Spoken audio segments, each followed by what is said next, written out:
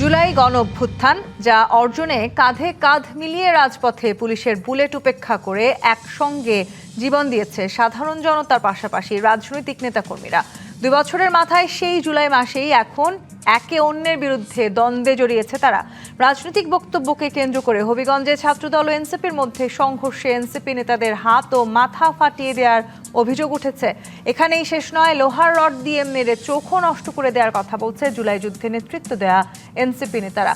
এর আগে গত বছর এপ্রিল থেকে জুনের মধ্যে কুমিল্লা, নোয়াখালী, লক্ষ্মীপুর ও বরিশালের পর জুলাই মাসে গোপালগঞ্জে গিয়ে আওয়ামী লীগ ও ছাত্রলীগের হামলার শিকার হয়েছিলেন জুলাই যোদ্ধাদের নিয়ে গঠিত দল এনসিপির নেতারা।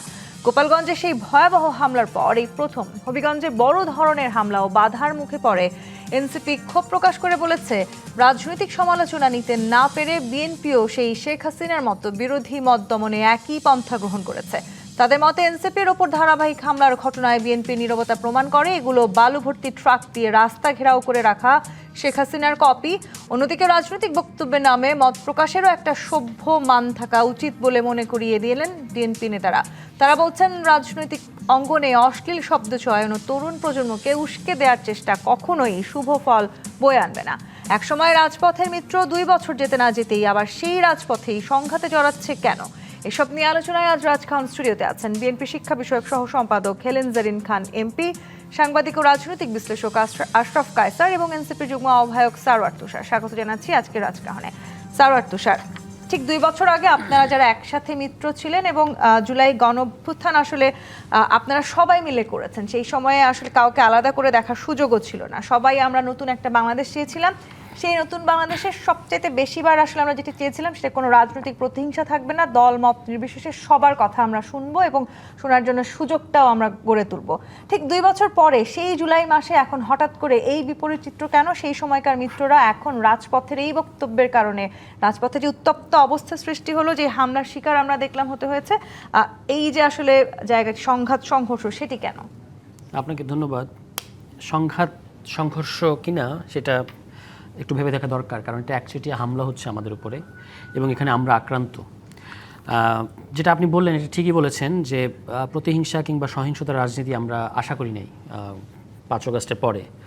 কথার জবাব কথা হবে, রাজনৈতিক কর্মসূচি পাল্টা কর্মসূচি এগুলো হতে পারে, এগুলো হয় সাধারণত রাজনীতিতে, কিন্তু কাউকে হামলা করা, কারোর বক্তব্যকে কেন্দ্র করে পাইকারি দলের ওই দলের প্রায় সবার উপরে হামলা করা, গাড়ি বহরে হামলা করা কিংবা মালামাল লুট করা, একটা কিশোর, তার বয়স খুব বেশি না, কলেজ পড়ুয়া কিশোর, তার চোখ নষ্ট হয়ে গেছে রডের আঘাতে, এবং এই সমস্ত কাজগুলো করেছে বিএনপি ছাত্রদলের পদধারী নেতারা। যিনি হামলা করেছেন এই কিশোরের উপরে উপজেলা ছাত্রদলের সদস্য সচিব। তো এবং পুরো ঘটনায় পুলিশের যে ভূমিকা আমরা দেখলাম, এগুলো আমাদেরকে আসলে পুরনো বাংলাদেশের কথাই মনে করিয়ে দিয়েছে। যে আক্রোশের সাথে এই হামলাগুলো আমরা হতে দেখেছি, গতকালকে আমি নিজেও ছিলাম, বিএনপির ছাত্রদলের প্রায় প্রত্যেকের হাতে দেশীয় অস্ত্রশস্ত্র ছিল এবং পুলিশের সামনে প্রকাশ্যে তারা এগুলো নিয়ে মহড়া দিয়েছে এবং সেখানে পুলিশ কিন্তু তাদেরকে নিবৃত্ত করে নাই কিংবা তাদেরকে ধরে নাই। পুলিশ আমাদেরকে আমাদের কর্মসূচিতে যেতে বাধাদান করেছে এবং সেখানে আমরা একটা সঙ্গত প্রশ্ন করেছি যে বাংলাদেশের কোন আইন, কোন সংবিধানের কোন অনুচ্ছেদের কারণে বলে আপনি আমাদেরকে আমাদের কর্মসূচিতে, রাজনৈতিক দলের সভা সমাবেশ করা এটা গণতান্ত্রিক অধিকার, সাংবিধানিক অধিকার, সেখানে আপনি আমাদেরকে বাধা দিচ্ছেন কেন? পুলিশকে আমরা জিজ্ঞেস করেছি, তারা আমাদেরকে বলেছে যে এখানে নিরাপত্তা সংকট আছে। তো নিরাপত্তা থ্রেট যারা, আপনি তাদেরকে নিবৃত্ত করবেন, তাদেরকে ধরবেন, তাদেরকে পাকড়াও করবেন, কিন্তু আমাদেরকে কেন আপনি যেতে দেবেন না? তো তারা কিন্তু জায়গায় জায়গায় আপনি দেখেছেন যে বালু ট্রাক দিয়ে কোথাও হচ্ছে আপনার পুলিশের সদস্যদের ঢাল তৈরি করে ইত্যাদি করে আমাদেরকে খুব বাধাগ্রস্ত করার চেষ্টা করেছে এবং শেষ পর্যন্ত আমরা থানা পর্যন্ত যেতে পেরেছি, কিন্তু হবিগঞ্জ পর্যন্ত কিন্তু আমাদের গতকালকে যেতে দেওয়া হয় নাই। এবং সেটার পরে আজকে আবার সিলেটে আমরা গতকালকে দেখলাম 5 উপজেলায়, সিলেট জেলার 5 উপজেলা বিজিবি মোতায়েন। তো আমরা ভাবলাম ওকে, তার মানে সরকার সিরিয়াসলি নিচ্ছে। আজকে কিন্তু হামলা হয়েছে, গতকালকে বিজিবি মোতায়েন, আজকে হামলা, দুটোকে আপনি মিলাতে পারেন?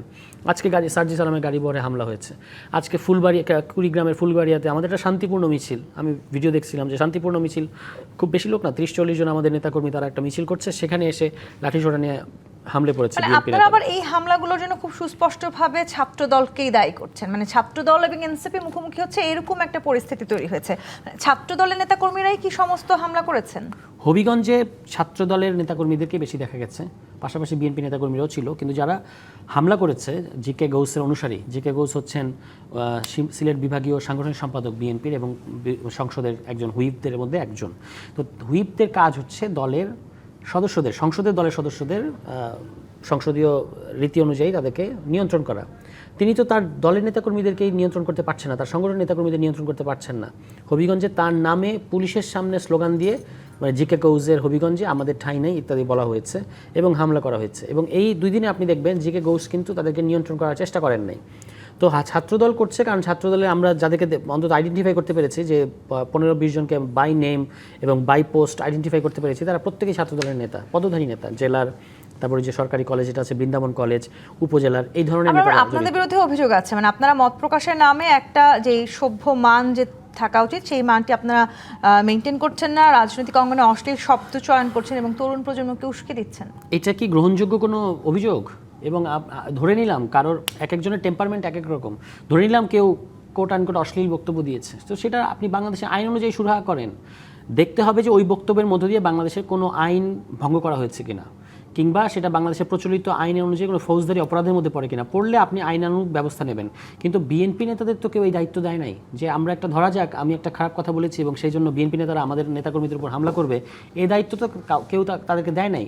এবং আপনার মনে থাকবে এই যে গতকাল জুড়ে আমরা যে ভিডিও ফুটেজগুলো দেখলাম, এটার সাথে এক্স্যাক্টলি মিলে যাচ্ছে যখন মির্জা ফখরুল ইসলাম আলমগীর সাহেব কিংবা আমির খসরু মাহমুদের মতো সিনিয়র নেতারা যখন সারা দেশের রাজনৈতিক কিংবা সাংগঠনিক কর্মকাণ্ডে যেতেন, তাদের সাথে একই ধরনের হামলা হতো। বেগম খালেদা জিয়ারও গাড়িবহরে একইভাবে হামলা হয়েছে। আপনি ভুয়া মামলা দিয়েছেন, সেই মামলায় যখন হাজিরা দিতে যাওয়া হয়েছে সেখানে হামলা হয়েছে। সেই একই পিকচার কিন্তু এখন আমরা দেখতে পাচ্ছি। পুরনো সেই সময়টাকে আবারও ফিরে আসতে দেখছেন। আশরাফ কায়সার, আপনার কাছে আসি। বিএনপিকে নাহিদ বলেছেন শেখ হাসিনাকে কপি করবে না, যে অভিযোগ আসলে এখন সারোয়ার তুষারও করছিলেন, মানে একই কপি কি আমরা আসলেই দেখতে পাচ্ছি? আবার আপনি নিশ্চয়ই জানেন যে প্রধানমন্ত্রীকে শিবিরের সভাপতি বলেছেন যে আপনার পতন ছাত্রদল আর যুবদলই নিয়ে আসবে, মানে এই যে ছাত্রদল, যুবদল এবং এনসিপিকে মুখোমুখি দাঁড় করানোর, সেটাও কি একটা কোনো রকমের প্রয়াস বলে আপনি মনে করেন? দেখুন, হবিগঞ্জে যেটি ঘটেছে সেটি সাংঘাতিকভাবে নিন্দনীয় এবং এটি শাস্তিযোগ্য অপরাধ। আমরা গত 24 ঘন্টায় তেমন কোনো শাস্তির তোড়জোড় দেখিনি। আমরা কারো বিরুদ্ধে মামলা হতে দেখিনি, কাউকে গ্রেফতার করতে দেখিনি, পুলিশকে তৎপর হতে দেখিনি।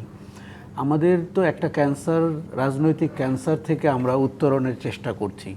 পুলিশ সরকারি দলের লোককে দেখলে তাকে বন্ধু মনে করে, আর বিরোধী দলের লোককে দেখলে তাকে শত্রু মনে করে। এই রোগ থেকে আপনি কি করে পুলিশকে রক্ষা করবেন?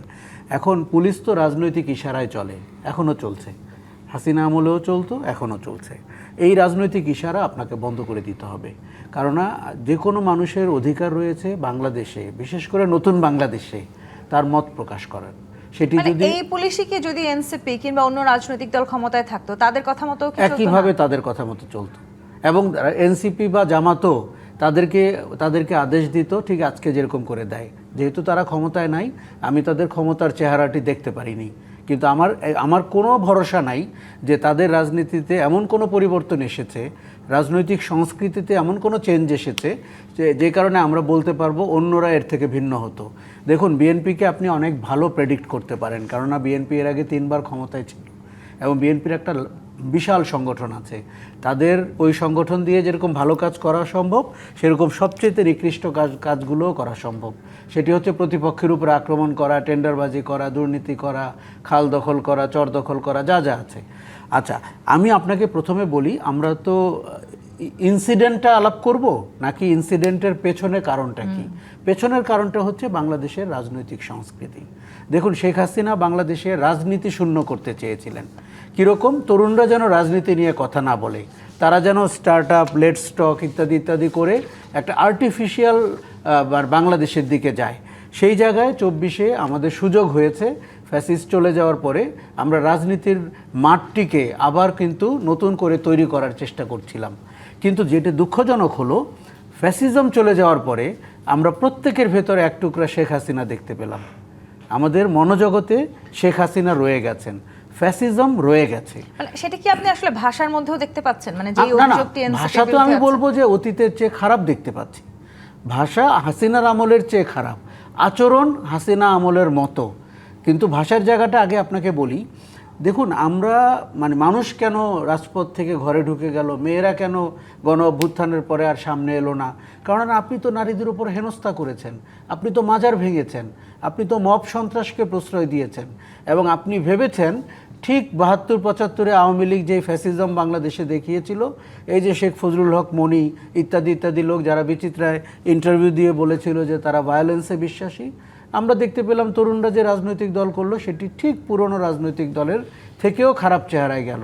দেখুন তাদের কথা ছিল নতুন বন্দোবস্তের কথা, তাদের কথা ছিল মধ্যপন্থী উদারনৈতিক রাজনীতির কথা, তারা চলে গেল দক্ষিণপন্থী উগ্রবাদীদের সাথে নির্বাচনের কারণে, এবং তাদের যে মুখের ভাষা সেটি আমার ধারণা রাজনীতির পরিভাষা না, সেটি অনেকটা পাড়া মহল্লায় যে কুৎসিত বিতর্ক হয়, তর্ক হয়, অশ্লীল অশ্রাব্য গালিগালাজ হয়। আপনি একটা এলাকার একজন সিনিয়র নেতাকে সমালোচনা করতেই পারেন, কিন্তু সেটি আপনি কি এইভাবে করবেন যাতে তিনি ব্যক্তিগতভাবে অসুস্থ হয়ে যান এবং তার এই সমর্থকরা? পরিবর্তনটাই তো আমরা চেয়েছিলাম, এবং তরুণদের প্রতি এই প্রত্যাশাটাও তো আসলে এই আমি পরিবর্তনটার কিন্তু জন্য আপনাকে অনেকটা ছিল। বলতে চাই, আমি দারুণভাবে হোঁচট খেয়েছি এনসিপি। প্রথমত আমি বলি অভ্যুত্থানের শক্তি হিসাবে এনসিপিকে আমরা মনে করি, সব অভ্যুত্থানের শক্তি এনসিপির ছায়াতলে নেই। এনসিপির থেকে একটা বড় অংশ বেরিয়ে গেছে, যারা জামাতের সাথে এনসিপির যোগদান পছন্দ করেনি তাদেরকে আপনি গুনবেন। কেননা জামায়াত এনসিপি কে গিলে খাচ্ছে না, সেরকম বক্তব্য আমি কিন্তু আপনাকে বলি ইতিমধ্যে শুনেছি। এনসিপির রাজনীতির চরিত্রটি নিয়ে আপনাকে একটু দেখতে হবে, তারা কোন রাজনীতি বেছে নিল, এটা কিন্তু পরিষ্কার। আর তুষার এখানে আছেন, তুষার হয়তো পরবর্তীতে বলবেন, আমরা তাদের কাছে যেই রাজনীতিটি আশা করেছিলাম সেটি হচ্ছে ইনক্লুসিভ পলিটিক্স, সেটি হচ্ছে উদারনৈতিক প্রগতিশীল রাজনীতি, সেই পথে তারা হাঁটেনি। কেন হাঁটলো না সেটা একটা বড় প্রশ্ন, কিন্তু যেহেতু তারা উদার রাজনীতি পথে হাঁটে নাই, কিন্তু তারা অনেক পুরনো যে রাজনৈতিক দলটি বাংলাদেশে আছে তাদেরকে নিয়ে নানান আলোচনা চলছে। হেলেন জেরিন খান, আপনার কাছে আসি। আজকে নাহিদ ইসলাম বলেছেন যে পাট খেতে ধান খেতে লুকিয়ে থাকা সৈনিকেরা ক্ষমতায় এসে জুলুম করছে, মানে নিঃসন্দেহে একটা দীর্ঘ সময় বিএনপি নেতা কর্মীদেরকে ঠিক এভাবেই আসলে লুকিয়ে থাকতে হয়েছে, কিন্তু তারাই এখন ক্ষমতায় এসে জুলুম করছে। ধন্যবাদ আপনাকে, ধন্যবাদ দর্শক শ্রোতাদেরকে, এবং সহ আলোচক হিসাবে দুজন অত্যন্ত বিজ্ঞ এখানে উপস্থিত হয়েছেন তাদেরকেও। দেখুন বিষয়টা তো আসলে যদি আমরা বিস্তারিতভাবে আলোচনা করি, মূলত বিশেষ করে 36 জুলাই অথবা দীর্ঘ 17 বছর আন্দোলন সংগ্রামের মধ্যে দিয়ে আমরা একটা ফ্যাসিস্টকে উৎখাত করেছি, কিন্তু এই 17 বছরে বাংলাদেশের রাজনৈতিক যে মূল্যবোধ কিংবা রাজনৈতিক চিন্তা চেতনা, সেই জায়গাগুলো আমরা এখন চিহ্নিত করার চেষ্টা করছি, এবং সেই জায়গাগুলো কতটা পরিবর্তন হয়েছে এই আলোচনার টেবিলে আমরা সেটাই নিয়ে আসি। এবং আপনারা সেটা বিশেষ করে হবিগঞ্জে যে ঘটনাটা হয়েছে, সেই ঘটনাটা কাঙ্ক্ষিত না, সেটা এবং সেটাকে কিন্তু এনসিপি একচেটিয়া ঘটনা বলেছে, মানে বিএনপির যারা নেতাকর্মী আছেন, ছাত্র দলের যারা নেতাকর্মী আছেন, তারা একচেটিয়া ভাবে এনসিপি নেতাকর্মীদের উপর হামলা করেছে। এটা এখন পর্যন্ত যেহেতু পরিপূর্ণভাবে কিন্তু জাতির সামনে উপস্থাপিত হয় নাই, একচেটিয়া নাই, কিন্তু যেই বিষয়টা আমি এখানে বলতে চাই সেটা হলো যে দেখেন, একটা পরিবর্তনের কথা কিন্তু আমরা বলেছি, সেই পরিবর্তনটা আমাদের মাননীয় সংগ্রামী মহাসচিব কিন্তু আজকে কিন্তু বলেছেন যে পরিবর্তন শুধুমাত্র আমরা এক জায়গাতেই দেখি, সেটা হলো মাননীয় প্রধানমন্ত্রীর চিন্তা চেতনা এবং তার অ্যাক্টিভিটিসের মধ্যে দিয়ে, আর তেমন কিন্তু কোনো পরিবর্তন আপনার এই একটা বিশাল পরিবর্তন আনতে হলে সত্যিকার অর্থে সেখানে সরকারি দলের যেমন ভূমিকা আছে, ঠিক একইভাবে বিরোধী দলগুলোরও কিন্তু ভূমিকা পালন করতে হবে। কিন্তু সেই জায়গাগুলোতে আপনি যেটা আমরা বলি, দেখেন সরকারি দলে যারা যারা আছেন তাদের অন্ততপক্ষে এইটুকু আমি নিশ্চিত করে বলতে পারি যে আমাদের সরকারি দলের এমন কোনো নেতার আপনি বক্তব্য এখানে তুলে আনতে পারবেন না যেটা নিয়ে একটা জায়গায় বিশৃঙ্খলা সৃষ্টি হবে, যেটা নিয়ে একটা মানে বিক্ষোভের সৃষ্টি হবে, সেই ধরনের কিন্তু আজ পর্যন্ত এই 5 তারিখের মানে 5 মাসের মধ্যে আপনি একটা বক্তব্য আনতে পারবেন না। কিন্তু আপনি দেখেন বিরোধী দলের একজন, আমি মনে করি যে বাংলাদেশের এই যে আমরা দীর্ঘ 17 বছর আমরা, হ্যাঁ এর মধ্যে দিয়ে আপনি ধরেন 3-4টা নির্বাচন হয়েছে, কিংবা অগণতান্ত্রিকভাবে দিনের ভোট রাতে করা হয়েছে, 14 সালে বিনা ভোটে নির্বাচন হয়েছে, 24-এ অন্যায়ভাবে যে নির্বাচনটা হয়েছে, এগুলো আছে, কিন্তু তার সাথে সাথে সবচেয়ে বেশি মানে মানুষকে মানে মানুষ সবচেয়ে বেশি মানে আঘাতপ্রাপ্ত হতো কিংবা বিক্ষুব্ধ হতো, সেটা হচ্ছে সেই সময় মাফিয়া সরকার সরকারের প্রধান যেই ধরনের বক্তব্যগুলো দিতেন, এই বক্তব্যেই কিন্তু আপনি, এবং লাস্টে এই যে গণ অভ্যুত্থানের সবচেয়ে যেটা নিয়ে আপনি বিশ্ববিদ্যালয়গুলা কিংবা সারা দেশ ফুঁসে উঠলো, সেটা কিন্তু একটা বক্তব্য কেন্দ্র। কিন্তু আমরা এনসিপির একজন নেতা নাসিরউদ্দিন পাটোয়ারির একদম ডে ওয়ান থেকে এই ছেলেটা এত মানে ন্যাক্কারজনক এবং এত মানে কি বলবো অভদ্র কুরুচিপূর্ণ বক্তব্য দিচ্ছে এবং যে এই বক্তব্য দেখেন, এখন এটা শিষ্টাচার বহির্ভূত আমি বলবো না, এটা আমি মনে করি যে বাংলাদেশের যত মানে আমি হেলেন জেরিন খান একটু প্রশ্ন করি, মানে নাসিরউদ্দিন পাটোয়ারি যে বক্তব্য দিচ্ছেন সেগুলো যখন বিএনপির বিরুদ্ধে আসছে তখন সেগুলোকে আপনাদের কুরুচিপূর্ণ, অসভ্য, শিষ্টাচার বহির্ভূত মনে হয়, অন্য রাজনৈতিক দলের বিরুদ্ধে দিলে কি একই কথা মনে হতো?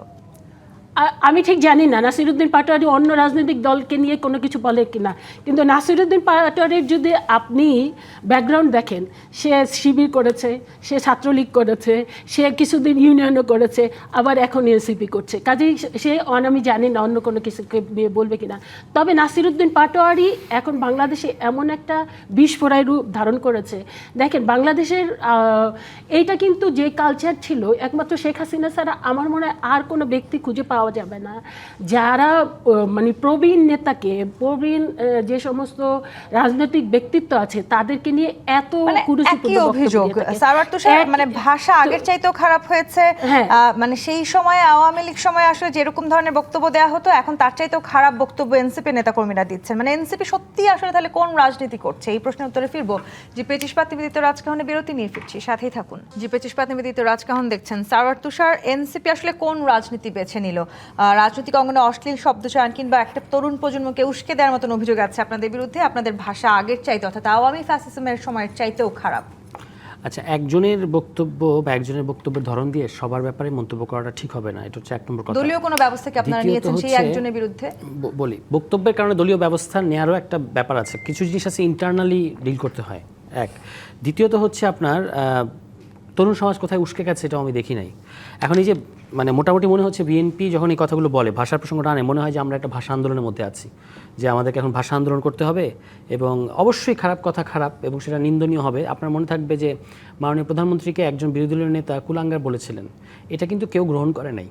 ফলে ভাষার প্রশ্নটা জনগণের কাছে ছেড়ে দিতে হবে, জনগণ অ্যাকসেপ্ট করবে কি করবে না সেটা জনগণ সিদ্ধান্ত নেবে। এটার জন্য তো আপনি মারপিট করতে পারবেন না।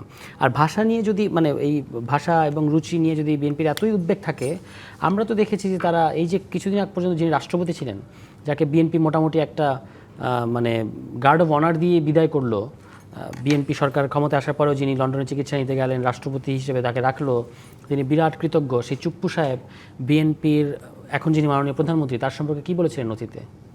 তো সেটার ব্যাপারে পদক্ষেপ কোথায়? আপনি তাকে অ্যারেস্ট করেছেন। তারপরে আপনার বেগম খালেদা জিয়ার সম্পর্কে উনি কী বলেছেন, শহীদ প্রেসিডেন্ট জিয়াউর রহমান সম্পর্কে উনি কী বলেছেন, এগুলো সব পাবলিক ডকুমেন্ট, পাবলিক নলেজের বিষয়। সেটাও তো আবার আইনিভাবেই হতে হবে। আপনারা যে অবশ্যই কথা বলছেন অবশ্যই আইনিভাবে হতে হবে। আপনাদের ক্ষেত্রে আইনিভাবে হয়, রাষ্ট্রপতির ক্ষেত্রেও অবশ্যই আইনিভাবে। আপনি ধরেন যার বক্তব্য নিয়ে আপত্তি করছেন, আপনি তার বিরুদ্ধে মামলা করেন, মামলা অনুযায়ী আদালত দেখবে এটা মেরিট আছে কি নাই। কিন্তু আমি বলছি যে এই যে এখন বক্তব্য কুরুচিপূর্ণ এই কথা বলে হামলা করা হচ্ছে এবং হামলার চেয়ে বেশি আলোচনা বিষয় হয়ে যাচ্ছে যে অমুকে এইভাবে কথা বলে, তাহলে এটা এবং এটাই তো বিএনপির আপত্তি।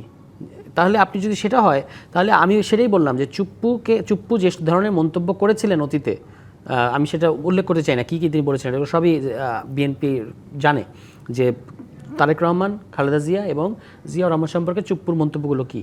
তো সেটার পরে তাকে আপনি শেষ পর্যন্ত কি তার হাতে কি শপথ নেন নাই এবং তাকে কি আপনি পার্লামেন্টে তার অধীনে নির্বাচন করেছেন? আচ্ছা, সেটা আমরা ভুল করেছি বলে বিএনপির ভুল জাস্টিফিকেশন হবে না। ধরেন আমরা ভুল করেছি, বিএনপির ভুল জাস্টিফিকেশন না হলে আপনাদেরটাও হবে না। এটা মাঝখানে 2 বছর আছে, তখনকার পরিস্থিতি, তখন ধরেন আমি বুঝি নাই, আমি করে ফেলেছি। এখন এইটা দেখে আপনি আপনারটা করবেন, আপনি বলবেন যে ওরা যেহেতু করতে পেরেছে কাজে আমরা করব। কথা সেটা না, কথা হচ্ছে যে চুপ্পুকে তো মাননীয় প্রধানমন্ত্রী প্রোটোকলও দিয়েছেন, এখন তো একটা বলবে তারা যে এটা তো রাষ্ট্রপতি হিসেবে তাকে প্রোটোকল দিয়েছি। কিন্তু কথা হচ্ছে যে আইন অনুযায়ী অনেক পদক্ষেপ নেওয়ার সুযোগ ছিল এবং তারা একটা দেখবেন আপনি যে বিএনপির তার প্রতি দরদটা টের পাওয়া যায় কোথায়, যখন ওই তারা সংবিধানে 51 অনুচ্ছেদে দোহাই দিয়ে বলেছে তার বিরুদ্ধে ব্যবস্থা নেওয়া যাবে না, কিন্তু সংবিধানে 51 অনুচ্ছেদ কিন্তু রাষ্ট্রপতি থাকা অবস্থায় দায় মুক্তি। আগে রাষ্ট্রপতি থাকা অবস্থায় আপনার যদি কোনো অপরাধ থাকে, রাষ্ট্রপতি থেকে যাওয়ার পরে যদি কোনো অপরাধ থাকে, সেগুলোর বিচার করা যাবে না, এটা কোথাও বলা হয় নাই। বাংলাদেশ অতীতে রাষ্ট্রপতি হিসেবে পদত্যাগের পরে এরশাদকে জেল খাটতে সেটির হয়েছে। কথা তো আমরা আইনিভাবে শুনেছি, আইনমন্ত্রীও বলেছেন। রাইট, হয়তো সে না আইনমন্ত্রী এটা বলেন না, আইনমন্ত্রী বরং বলেছেন যে এটা থাকলে আমরা খতিয়ে দেখবো। আবার আরেকজন বলেছেন না, এগুলো যে সমস্ত অভিযোগ করা হচ্ছে এগুলো কোনো মেরিট নাই।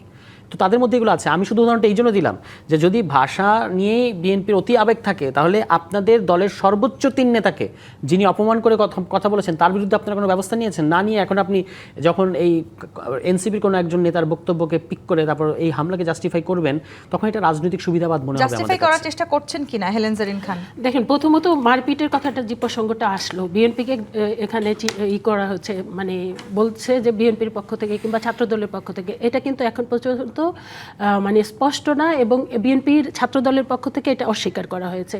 কিন্তু এটা এখন এটা ইনভেস্টিগেশন করতে হবে, পরীক্ষা নিরীক্ষা করতে হবে। যদি ছাত্রদল এখানে অভিযুক্ত থাকে, অবশ্যই তাকে আইনের আওতায় আনতে হবে। এটা একটা বিষয়। আরেকটা বিষয়, আপনি দেখেন না, আমরা কোনো একই পন্থা কোনো জায়গায় করি না। আপনি দেখেন এই ছেলেটি এই যে এই পাটোয়ারি, সে কিন্তু ঢাকা শহরে অসংখ্য জায়গায় প্রতিদিন প্রতিটা সময় তার মানে কথা, ওই যে আমরা বলতাম শেখ হাসিনা কথা বললেই দুর্গন্ধ বের হয়, ঠিক একই রকম এ দুর্গন্ধ না, এর চাইতো যদি মানে কি বলবো আরো নির্দিষ্ট কিছু থাকে, সেটা আমার মনে হয় পাটোয়ারির মুখ দিয়ে বের হয়। তো এরকম একটা বিষয় ঢাকা শহরে কিন্তু হচ্ছে, আমরা কিন্তু আমাদের এখান থেকে করি, কারণ এখানে অনেকটা ধরেন এখানে সেন্ট্রাল নেতৃবৃন্দ আছে, অনেক সচেতন নাগরিক আছে, তারাই করে। কিন্তু আপনি এখন ধরেন এই যে আমাদের বিভিন্ন জেলায় জেলায় গিয়ে যদি এই যে হবিগঞ্জে যেটা হয়েছে, আমাদের যে নির্বাচিত এমপি গাউস সাহেব, তিনি 3 বার কিন্তু এই মাফিয়াদের সময় জেলখানাতে থাকা অবস্থায় সে কিন্তু মেয়র নির্বাচিত হয়েছে। কতটা পপুলার হলো, তাকে ডান্ডা মেরে দিয়ে তাকে যে কোনো সময় গুম করে ফেলতো, কিন্তু তারপরে ওই এলাকার জনগণ তাকে ছেড়ে কোনো দিন যায় নাই। এতটা সে নিবেদিত প্রাণ একজন নেতা। সেই নেতাকে আপনি যে বলবেন ও মাফিয়া, ও গুন্ডা, ও লুটেরা, ওই এগুলা কি তার মানে সমর্থক গোষ্ঠী কিংবা তাকে যারা ভালোবাসে, যারা দীর্ঘ 17 বছর দেখেছে এই লোকটার উপরে, এটার জন্য আমি যদি বলি যে এরাই দায়ী, এরা এই ধরনের বক্তব্য না দিলে ওখানে ওরকম অবস্থার সৃষ্টি হতো না।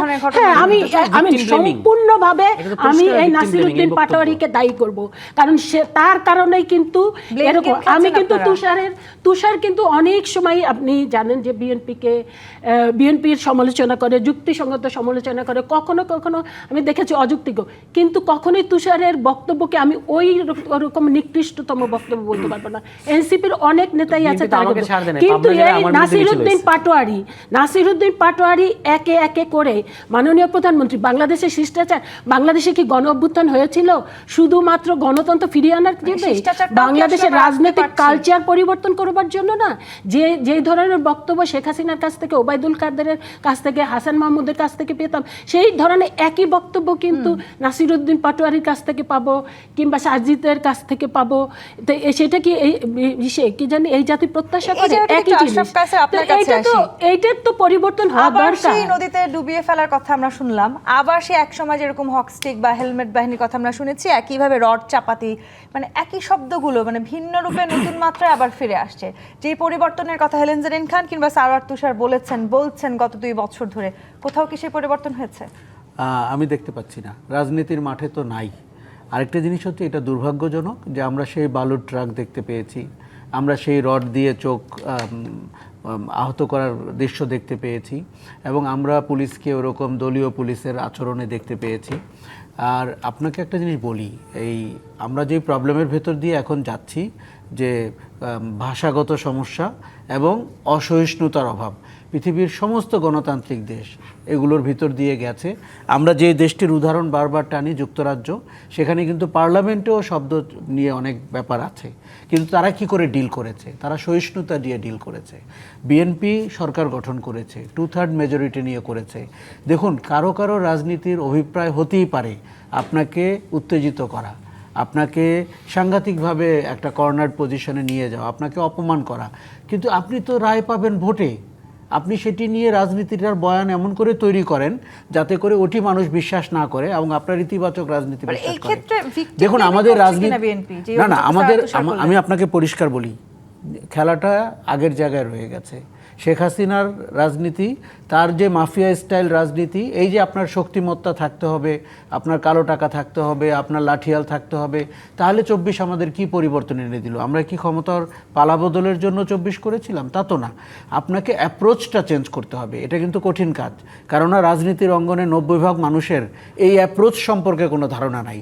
পরিবর্তিত অ্যাপ্রোচ যেটা বাংলাদেশ প্রত্যাশা করছে সেটি এই লাঠিয়াল বাহিনীর রাজনীতি না, সেটি অশ্রাব্য ভাষার রাজনীতিও না। কাজেই আমরা কি করেছি, আমরা যে যা জানি, আমাদের যা স্কিল সেট আছে সেটা নিয়ে বাজারে এসেছি। যেহেতু মাঠ থেকে একটা বড় শক্তি বিতাড়িত হয়ে গেছে, আমরা কিছু ভালো ফলাফল করেছি, পার্লামেন্টে গেছি, আমরা ভাবছি এটাই মানুষের রাজনীতি। আপনি ভোট নেন তো, এই রাজনীতি মানুষ প্রত্যাখ্যান করবে অতীতের চেয়েও বেশিভাবে। কাজে আপনাকে একটা নতুন ধরনের রাজনীতি করতে মানে হবে। সেই নতুন রাজনীতিটা কি আপনি এনসিপির কাছেও প্রত্যাশা করছিলেন? অফকোর্স আমি প্রত্যাশা করেছি। আমি তো মনে করেছি এনসিপির ভেতর দিয়ে তা দেখার সুযোগ আমার সবচেয়ে বেশি ছিল, কেননা তারা বাজারে নতুন, তারা তরুণ, তারা জামায়াত শিবিরের সাথে যুক্ত হওয়ার পর কি সেই না, পরিবর্তন যুক্ত আছে? হওয়ার পরে আমি নিজে তার অনেক সমালোচনা করেছি। আমি বলে থাকি এনসিপির রাজনৈতিক মৃত্যু হয়েছে বা এনসিপি আত্মহত্যার সিদ্ধান্ত নিয়েছেন। দেখুন, আপনি একটি বড় দল হবেন 10 বছর, 15 বছর, 20 বছর পরে, বড় রাজনীতি করবেন, বড় মাপের মানুষ হবেন, সেটি যদি প্রত্যাশা থাকে এবং আপনি যদি সংসদে 10টি সিটের জন্য স্বাধীনতা বিরোধীদের সাথে ঐক্য করেন এবং মৌলবাদীদের সাথে যান, দক্ষিণপন্থী যারা নারী সংস্কার কমিশনের রিপোর্টের পরে যেই ভাষায় কথা বলেছে, তরুণদেরকে ওই জায়গায় দেখতেই তো আমার নিজেকে খুব ছোট মনে হয়েছে। আমার মনে হয়েছে যে 2 বছর আগের জুলাই আগস্টে তারা কি প্রতারণার ভেতর দিয়ে মানুষকে নিয়েছে কিনা। এই প্রশ্নটা রেখে আমি বিরতিতে যেতে চাই। মানে আসলে ঠিকই 2 বছর আগে আপনারা প্রতারণার মধ্য দিয়ে মানুষকে নিলেন কিনা, যারা একসময় স্বাধীনতা বিরোধী ছিল তাদের সাথে এখন রাজনীতি করছেন কেন?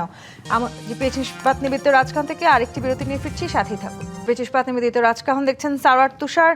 এনসিপি আর ঠিক এখন এই মুহূর্তে দাঁড়িয়ে রাজনীতিতে কোন পন্থা বেছে নিয়েছে সেটি যেমন একটি প্রশ্ন, তেমনি জুলাইয়ের সময় আসলে যে ঐক্য ছিল সেটি এখন সুস্পষ্ট বিভক্তি হচ্ছে। মানে এই বিভক্তিতে এনসিপি, জামায়াত এবং বিএনপি মুখোমুখি দাঁড়িয়ে আছে। জামায়াত এনসিপিকে গিলে খাচ্ছে, এই ধরনের সমালোচনা আপনারা আসলে কিভাবে নেন? না, এটা তো কেউ দাবি করতেই পারে, এটা বিএনপির ব্যাপারেও বলা হতো। কিন্তু আমরা তো এই যে জুলাই মাসে সারা বাংলাদেশে জুলাই মাস কেন্দ্রিক কর্মসূচি আমাদেরই ছিল, আমি আর কাউকে দেখি নাই। মানে ঢাকার কয়েকটা সেমিনার বাইরে বলি না, সেটা তো আপনি ধারাবাহিকভাবে আমরা মনে করি যে আমরা পরীক্ষা দিচ্ছি মানুষের কাছে, আমরা সেটা দিতে চাই। এবং বিভিন্ন উপজেলা আমাদের কর্মসূচি হচ্ছে, সেখানে আমরা মানুষের সাড়া দেখতে পাচ্ছি। সেটা নিয়েও সমালোচনা আছে যে আপনারা স্থানীয় সরকার নির্বাচনের প্রচারণা করছেন। এটা সমালোচনার কি? এটা তো আমাদের, মানে আমরা তো করতেই পারি। আমরা তো আমাদের স্থানীয় যারা সংগঠক আছে তারা যদি নির্বাচন করতে চায়, এটা তো ভালো জিনিস। আমরা এককভাবে নির্বাচনের প্রস্তুতি নিচ্ছি সারা দেশে, কথা সেটা না। কথা হচ্ছে যে এই জুলাইয়ে আমরাই বিচার এবং সংস্কারের দাবিটাকে আবারও মানুষের কাছে নিয়ে গেছি, এবং আর কেউ সারা মাস জুড়ে সারা দেশে এরকম কর্মসূচি করেছে এরকম আমার চোখে পড়ে নাই।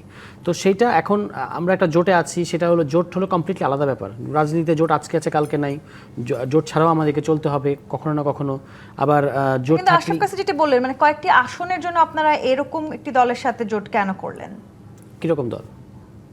স্বাধীনতা বিরোধী যে রাজনৈতিক দলকে বলা হয়। আপনি যদি মাননীয় স্পিকার যিনি একজন ভেটারান মুক্তিযোদ্ধা, তার কথা খেয়াল করেন, তিনি কি বলেছেন যে ওই জামায়াত ইসলাম আর এই জামায়াত ইসলামী একরকম না, এবং তাদেরকে রাজনীতির মূলধারায় তো এনসিপি নিয়ে আসে নাই, তাদেরকে রাজনীতির মূলধারায় আনার একটা হিস্ট্রি আছে। এবং সেখানে আপনি মানে যদি অতীতে যান, বিএনপিকেই পাবেন বারবার, ঠিক আছে? এবং বিএনপি যখন তাদের সাথে জোটে ছিল, তাদেরকে বাংলাদেশের মন্ত্রী বানিয়েছে। এবং মন্ত্রী কাদের বানিয়েছে? এখনকার যে জামাত নেতা তাদেরকে না, যাদের বিরুদ্ধে, যে ব্যক্তিদের বিরুদ্ধে যুদ্ধাপরাধের অভিযোগ আছে তাদেরকে বানিয়েছে। সেই সময় বিএনপির শীর্ষ নেতারা কি বলেছেন আপনি এই সেদিন, অনেক আগের কথা বাদ, সেদিন জনাব মির্জা ফখরুল ইসলাম আলমগীর যখন মতিউর রহমান নিজামীকে স্মরণ করছেন সংসদে, কি বলেছেন? এই যে এখন স্থানীয় সরকার মন্ত্রী হওয়ার পর উনি বলেছেন গণতন্ত্রের জন্য তাকে জীবন দিতে হয়েছে। এটা হচ্ছে বক্তব্য। আপনাদের অনেক নেতা দীর্ঘদিন শিবিরে কিংবা ছাত্রলীগে যুক্ত ছিলেন, গুপ্ত যে শব্দটি এখন আমরা ব্যবহার করতে শুনি, মানে তারা আসলে তার দীর্ঘদিন কেন শিবিরে থাকলেন, কেন ছাত্রলীগের সাথে যুক্ত থাকলেন? যারা শিবির থেকে এনসিপিতে এসেছে, সংখ্যাটা খুব বেশি না, তারপর ধরেন যারা এসেছে তারা তো, আপনার তো তাদেরকে স্বাগত জানানো উচিত যে তারা মনে করে ওই রাজনীতি আর হবে না, এই কারণে তারা এখানে এসেছে, সিম্পল। এবং বিএনপি যখন গঠিত হয়, বিএনপি তো আসমান থেকে লোকজন পায় নাই, তাকেও এক্সিস্টিং দলগুলো, তৎকালীন এক্সিস্টিং দলগুলো থেকেই আপনার দল করতে হয়েছে। মুসলিম লীগ থেকে তাদের যে এই মুহূর্তে লাগাম ছাড়া অবস্থা, সেটা কি আপনার সেই লাগাম আপনারা টেনে ধরার চেষ্টা করছেন?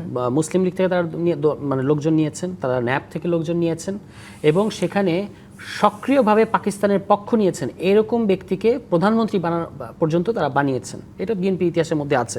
তো বিএনপি যখন, এটা তো বিএনপি আমাদেরকে ঘায়াল করার জন্য বলে, যখন তারা এই ইতিহাসটার আত্মমূল্যায়ন করবেন তারপর তারা অন্যকে অভিযুক্ত করতে পারেন। ঠিক আছে, আমরা তো এই জোটে আছি, কিন্তু এই জোটে থাকা অবস্থাতেই আমরা জামুকা যে আইনটা যেটা সংসদে অধ্যাদেশ থেকে আইনে পরিণত হয়েছে, তখন আমরা কিন্তু আলাদা করে আমাদের অবস্থান যে এই আইনের পক্ষে সেটা আমরা পরিষ্কারভাবে বলেছি।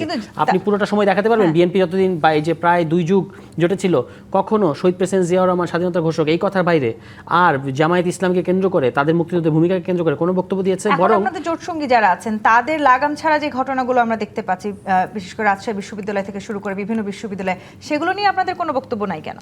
জামায়াত ইসলাম রাজশাহী বিশ্ববিদ্যালয়ের ঘটনাটা তো হচ্ছে তাদের ওইখানকার ছাত্র সংসদের এবং কয়েকজন ছাত্রের, তাদের বিরুদ্ধে আমি দেখলাম মামলাও হয়েছে। সেটা আইন অনুযায়ী প্রক্রিয়া হবে, এবং লাগাম ছাড়া যে কোনো কিছুর লাগাম থাকা ভালো।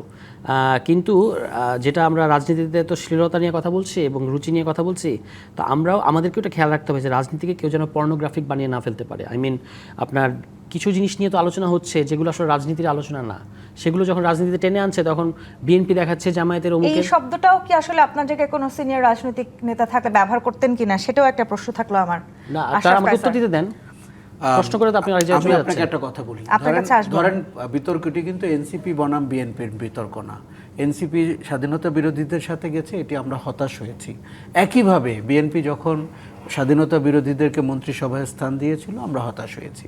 আমি বাংলাদেশের একজন নাগরিক হিসাবে মনে করি এরকম একটি অপশক্তির সাথে জোট করা বিএনপির ঐতিহাসিক ভুল ছিল। এই দায় বিএনপিকে নিতে হবে এবং এনসিপিকেও এই দায় বহন করতে হবে। দেখুন, রাজনীতির কূটচাল, রাজনীতির পরিভাষায় আপনি সমস্ত অপরাধ, সমস্ত অন্যায়, অনিয়মকে আপনি উড়িয়ে দিতে পারবেন, কিন্তু এটি তো চূড়ান্ত উড়িয়ে দেওয়া না। জনগণ ঠিকই নোট নিচ্ছে আপনি রাজনৈতিক গতিপথ কোন জায়গায় এবং আপনি আসলে জনকল্যাণের রাজনীতিটি করছেন কিনা। আমি বারবার যেটি বলছিলাম যে আমাদের রাজনীতির চেহারাটি বদলাতে হবে, রাজনৈতিক সংস্কৃতি বদলাতে হবে। 2 বছর আগে যে জুলাই সবার ছিল, এখন কি আর সেই জুলাই সবার আছে? না, জুলাইকে তো আমরা বিক্রির উপাদান হিসাবে ব্যবহার করেছি। এই যে তরুণরা যারা আন্দোলন করেছেন, তারা কেউ প্রলোভনে পড়েছেন, কেউ উপদেষ্টা হতে চেয়েছেন, কেউ নেতা হতে চেয়েছেন, কেউ পার্লামেন্ট মেম্বার হতে চেয়েছেন, কিন্তু মুখে তারা যে কথাগুলো বলেছিলেন যে আমরা জনমানুষের কল্যাণের ক্ষমতা না জনতা, এরকম একটি রাজনৈতিক সংগঠন করতে চাই, আমরা কাজে সেটি দেখতে পাইনি। এখন ওয়েস্টিনে কে ব্রেকফাস্ট খাচ্ছেন, এটি যদি এই দলের নেতার আলোচনার বিষয় হয়, তাহলে তো এই দলটি সম্পর্কে আমার ভবিষ্যৎ খুব বেশি সুবিধার বলে মনে হচ্ছে না। দেখুন, আমি আপনাকে একটা কথা বলি, প্রচলিত যে কাদা এবং যে দুর্নীতির চক্র, অনিয়মের চক্র এবং পাওয়ার পলিটিক্স, সেটা এত স্ট্রং যে আপনি উইল পাওয়ার ঠিক না থাকলে এর বাইরে আপনি চলাচল করতে পারবেন না। আপনি যদি দেখি নতুন যারা রাজনীতিতে এসছেন, তা একটা অপূর্ব সুযোগ পেয়েছেন। শেখ হাসিনা এবং তার সাঙ্গপাঙ্গরা দেশ ছেড়ে পালিয়ে গেছেন, আপনি ভাবেন ঘটনাটা, কিন্তু তারা বিনিময়ে কি করলেন? তারা নিজেদের অবস্থান দাঁড় করানোর চেষ্টা করলেন, তারা মানুষের কল্যাণের রাজনীতিটি করলেন না, যেই জায়গাতে গেলে মানুষের কল্যাণ হতে পারে। বিএনপিকে আপনি হাজারবার চ্যালেঞ্জ করতে পারবেন, আর বিএনপি এখন ক্ষমতায় রয়েছে। এইরকম সরকার যখন মানে সিদ্ধান্ত গ্রহণ প্রক্রিয়া, তার নীতি, তার কর্মকাণ্ড, তার সাংগঠনিক অপরাজনীতি, এগুলো সব নিয়ে আপনি রাজনীতি করতে পারবেন। আপনি বললেন যে হয়তো নতুন যারা ছাত্র রাজনীতি করছে এই মুহূর্তে এনসিপি, তারা হয়তো নানান সময় প্রলোভনে পড়েছে, মানে একই প্রলোভনে পড়ার ক্ষেত্রে কোনো উদাহরণ কি বিএনপির ক্ষেত্রে দেখেন নাই? না, বিএনপির ক্ষেত্রে তো আমরা নতুন রাজনীতি করার কোনো ইশারাই দেখছি না। এই যে ধরেন আপনি সংস্কার নিয়ে বিএনপি যা করছে, এটির জবাব বিএনপিকে ভোটের মাঠে দিতে হবে। আপনি জানেন না ভোটের মাঠে কি সিদ্ধান্ত আসবে। আপনি উচ্চকক্ষ পার্লামেন্টের দিকে 2 কক্ষ বিশিষ্ট যাবেন কি যাবেন না, তত্ত্বাবধায়ক সরকারের গঠন প্রক্রিয়া কি হবে আপনি পরিষ্কার করছেন না। আপনি সাংবিধানিক প্রতিষ্ঠানগুলো নিয়োগ প্রক্রিয়া স্বচ্ছ করছেন না। স্বাধীন বিচার বিভাগের যে কাজটা এগিয়ে ছিল সেটিকে আপনি বাদ দিয়েছেন। আপনি খেয়াল করবেন 2 বছরের মধ্যে গুমের অভিযোগ উঠেছে কোস্টগার্ডের বিরুদ্ধে, এবং আপনি গুম কমিশন এবং মানবাধিকার কমিশনকে অকার্যকর করে দিয়েছেন। এগুলো কিন্তু মানুষ ঠিকই নোট নিচ্ছে। তার মানে আবার সেই পুরনো শব্দটাতে ফিরে যেতেই হয়, ক্ষমতা না জনতা। হেলেন জারিন খান, এই 2 বছর পরে এসে কি আমরা জনতার কাছে যেতে পেরেছি, নাকি সেই ক্ষমতাতেই আটকে আছে? পুরোপুরি জনতার কাছে এখন, এটা তো অস্বীকার করার কিছু নাই। 12 ফেব্রুয়ারি যে নির্বাচনটি হলো, সেটা একটা জনগণের বিজয় হয়েছে, এটা অস্বীকার করার নেই। এখানে বলেছে যে বিএনপি আর এনসিপি, দেখেন এনসিপি কি বলেছে, তাদের মূল স্লোগান ছিল নতুন বন্দোবস্তের কথা, আর বিএনপির মূল স্লোগান হলো বহুদলীয় বহুদলীয় গণতন্ত্র। তো বহুদলীয় গণতন্ত্রের মধ্যে আপনার সব দলগুলো আসবে, এখানে কোনো কাউকে মাইনাস করার কোনো ইয়ে নাই। যেই কারণে আপনার জামাতে ইসলামের মতো সংগঠনও কিন্তু বিএনপিকেই করেছে। কিন্তু এটা কিন্তু এনসিপির যারা তাদের মানে বক্তব্যের মধ্যে এটা কিন্তু তারা বলে নাই। কিন্তু নতুন বন্দোবস্তের কথা বলে তারা সেই পুরানো বিএনপি, হ্যাঁ অবশ্যই ডেফিনেটলি বিএনপি, আমি যদি বলতে চাই বিএনপি যদি আত্মরিয়েলাইজেশন করে তাহলে নিশ্চয়ই বিএনপি সেখানে বলবে যে জামাতকে তাদের সাথে নেওয়াটা মানে শেষ সঠিক সিদ্ধান্ত হয়নি। এটা হলো আমার ব্যক্তিগত কথা। তো এখন একই ভুল কি নতুন একটা তরুণ দল তারাও কি সেই একই জিনিস করবে? এটা তো এই জাতি প্রত্যাশা করে না। সেকেন্ড থিং হলো যে পরিবর্তনের কথা বলছে আশরাফ কাসার ভাইও বলছেন, দেখেন অনেকগুলা কিন্তু পরিবর্তন হয়েছে। একটা 5 মাসের একটা সরকারের কাছে যদি আপনি আমূল সমস্ত কিছু 17 বছরের যানজটের সব কিছু যদি 5 মাসের একটা সরকারের কাছে প্রত্যাশা করেন সেটা কিন্তু হয় না। আপনি দেখেন প্রথমত বাংলাদেশে এই 5 মাসে কেউ আয়না ঘরে যায় নাই, বাংলাদেশে এই 5 মাসে একটা লোক গুম হয় নাই, বাংলাদেশে এই 5 মাসে বিরোধী দলের কোনো নেতা স্বাধীনভাবে আপনার বক্তব্য দিতে গিয়ে যেটা হয়েছে কুরুচিপূর্ণ হয়েছে, সেইটার ব্যাপারেও আমি মনে করি বিএনপি পদক্ষেপ নিবে, এই আস্থাটা করা দরকার। তবে পাশাপাশি এটাও আমি বলবো যে এই ধরনের কুরুচিপূর্ণ বক্তব্য যে এই সংগঠনগুলোর দিক থেকেই বন্ধ করে দেওয়া উচিত, কারণ আমরা সবাই মিলেই একটা সুন্দর বাংলাদেশ গড়ে তুলতে চাই। সেখানে যদি বিরোধী দলের সহায়তা আমরা না পাই সেটা কিন্তু কোনো। আর আরেকটা বিষয় হলো লাস্ট আমি যেটা বলতে চাই, আজকেই আমি দেখলাম যে মালয়েশিয়ার প্রধানমন্ত্রী কিন্তু ডিক্লারেশন দিয়েছেন যে আগামীতে প্রায় 3 লাখের মতো, হ্যাঁ 3 লাখ রোহিঙ্গা বিদেশে মানে তাদের মায়ানমারে ফেরত যাবে। আপনি দেখেন মাননীয় প্রধানমন্ত্রীর প্রত্যেকটা পদক্ষেপ তিনি কিন্তু একটা উদাহরণ এতগুলা দৃষ্টান্ত 5 মাসে উপস্থাপন করেছেন। তারপরেও যদি বলে যে আমরা পরিবর্তন করতে পারি না, তাহলে এটা কিন্তু খুবই দুঃখজনক। বিশেষ করে আশরাফ ভাইদের বক্তব্য থেকে যদি হতাশার কথা শোনা যায়, কারণ তারা হ্যাঁ অবশ্যই আমাদের সমালোচনা করুক, এবং আমি বিরোধী দলের পক্ষ থেকে বলবো গঠনমূলক সমালোচনা করবে, আমাদেরকে প্রেশার রাখবে আমরা যাতে গঠনমূলক হচ্ছে কিনা। হ্যাঁ আমি আগে একটু ব্যাখ্যা করি, এটা হয়তো ভুল বুঝেছেন আপনি। হ্যাঁ ছোট করেই আমি বলার চেষ্টা করেছি যে রাজনৈতিক প্রতিপক্ষকে ঘায়েল করতে আমরা স্ক্যান্ডাল কিংবা কেলেঙ্কারিকে রাজনৈতিক আলোচনার চর্চায় নিয়ে আসতে পারি না। তিনি জনগণের ভোটে নির্বাচিত হয়ে জনপ্রতিনিধি হন, তাকে দিয়ে আসলে এই ধরনের ঘটনা আমি কিন্তু কোনো আমরা স্পেসিফিক কোনো ঘটনাকে কেন্দ্র করে আমি এটা বলি নাই। আমি বলেছি দুই তরফ থেকে এখন যদি সবার এগুলো ঘাটাঘাটি করতে থাকে রাজনৈতিক দলগুলো পরস্পরের, এবং আমি সেই কারণেই বললাম রাজনৈতিক প্রতিপক্ষকে ঘায়েল করা এটা একটা অস্ত্র বানায়, সেটা ভালো হবে না কারোর জন্য। কিন্তু তাই বলে ওই যে আরেকটা যেটা জনপ্রতিনিধি যেটা তার তো দল তার বিরুদ্ধে ব্যবস্থা নিয়েছে, এবং সেখানে সুস্পষ্টভাবে আমরা দেখতে পাচ্ছি যেখানে কনফ্লিক্ট অফ ইন্টারেস্টের ব্যাপার আছে। স্ক্যান্ডালের কথা বললো না, পৃথিবীর উন্মুক্ত দেশ মানে free Maxim country, even America, England বলেন, কানাডা বলেন, সেখানেও কিন্তু আপনি দেখেন যারা প্রেসিডেন্ট ক্যান্ডিডেট হয় তারা কিন্তু। ধন্যবাদ আজকে আমাদেরকে রাজকাহনের সময় দেওয়ার জন্য। দর্শক আজকে আমাদের বিদায় নিচ্ছি। জি প্রতিশ নিবেদিত রাজকাহন থেকে ফিরবো আগামী রবিবার রাত 10টায় নতুন রাজকাহন। এডিবিসির সঙ্গে থাকুন।